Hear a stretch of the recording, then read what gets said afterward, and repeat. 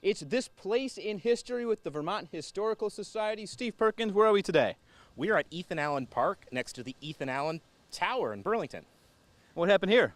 Well, as the name implies, Ethan Allen lived here. This goes back to that grand time at the end of the 19th century where you started putting up towers where everybody lived. George Washington lived here, Abraham Lincoln lived here. Well, Ethan Allen lived here. So from 1887 to 1889, 2 short years, he had a farm right on the Intervale here in Burlington.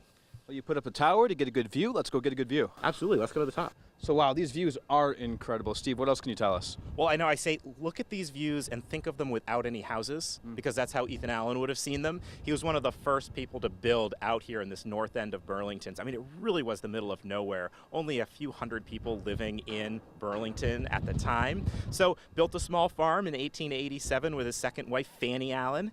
And unfortunately, 2 years later, he was crossing the ice from South Hero, which is behind us, to come back to his farm in February. And he got sick. I mean, he died like a couple days later. I'm not exactly sure, what he had, but he was only 52 years old. Well, Ethan Allen, we all think of furniture, right? But this guy is a major figure in the history of Vermont. Led the Green Mountain Boys. We always like to envision him at Fort Ticonderoga, right? He took it without firing a shot, and he stood up there. And of course, he said, "In the name of the great Jehovah and the Continental Congress, I take this fort." And he took it without firing a shot. All the cannon from Fort Ticonderoga then went down and relieved the siege of Boston. So very important person.